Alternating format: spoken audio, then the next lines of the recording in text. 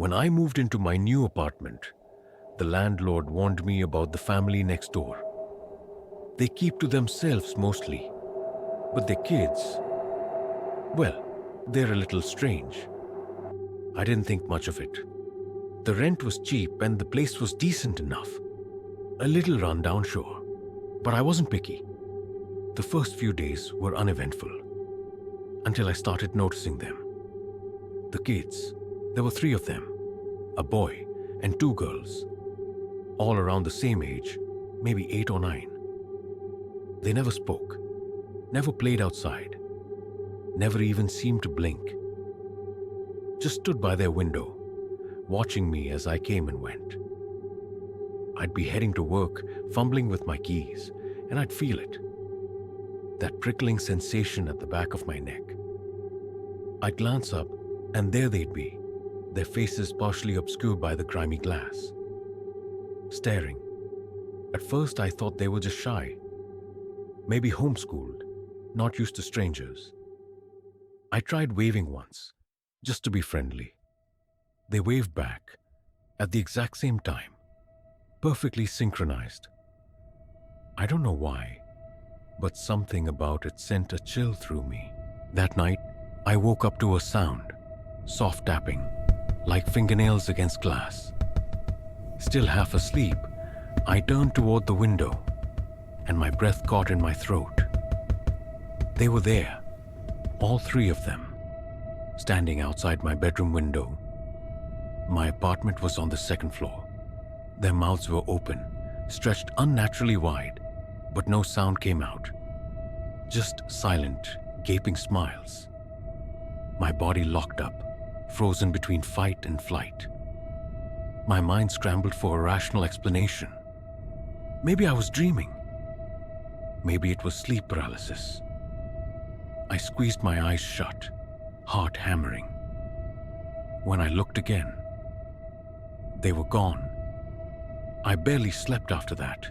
The next morning, I decided to confront their mother. I knocked on the door, waiting.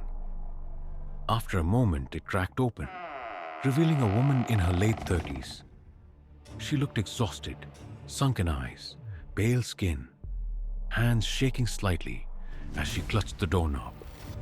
"Sorry to bother you, but your kids were outside my window last night," I said. She just stared at me, her lips trembling.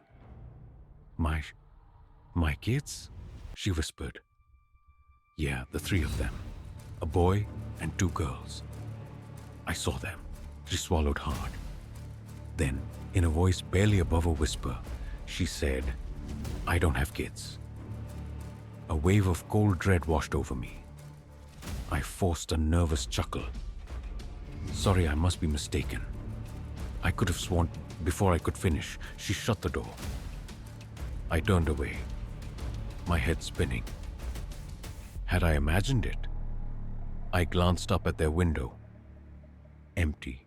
That night, the tapping came again. I sat up in bed, pulse racing. But this time, it wasn't coming from the window. It was coming from the closet. A slow, rhythmic tapping, like fingers lightly drumming against the wood. I stared at the door, my breath caught in my throat. The tapping was steady, deliberate, like something inside was testing to see if it could get out. I reached for my phone and turned on the flashlight. Hands shaking, I crept toward the closet and gripped the handle. The moment I touched it, bang, something slammed against the door from the inside. I stumbled backward, dropping my phone. The closet door began to rattle violently, like something trapped inside was desperate to get out. And then suddenly, silence. I stood frozen, my breath ragged. After what felt like an eternity, I picked up my phone and reached for the door again, my fingers trembling. Slowly, I pulled it open. Empty. Nothing but darkness and hanging clothes, but as I backed away, my phone's flashlight flickered, just for a second. And in that brief moment, I saw them, crouched low on the floor, their wide, grinning faces staring up at me from the shadows. The door slammed shut on its own. I ran. I didn't sleep. I packed my bags and called the landlord the next morning, telling him I was moving out immediately. He barely reacted. "Figured you might," he said. "What do you mean?" I asked. He sighed. "You're not the first." My blood turned to ice. "What are they?" I whispered. He shook his head. "No one really knows. But whatever you do," his voice dropped to a near whisper, "don't let them in." I left that same day.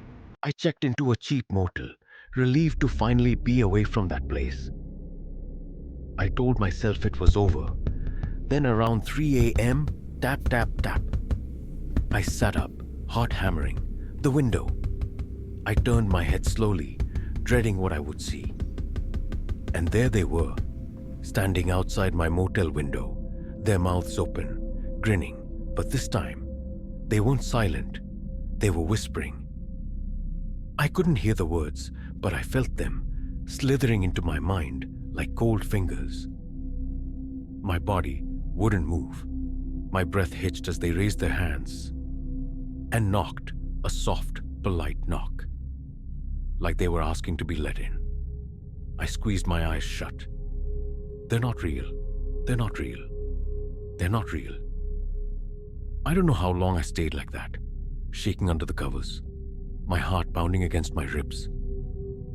When I finally opened my eyes, the window was open, the room was silent, but the closet door, it was slightly ajar, just enough to see the 3 pairs of wide, grinning eyes staring out at me. And then, the door creaked open and the lights went out.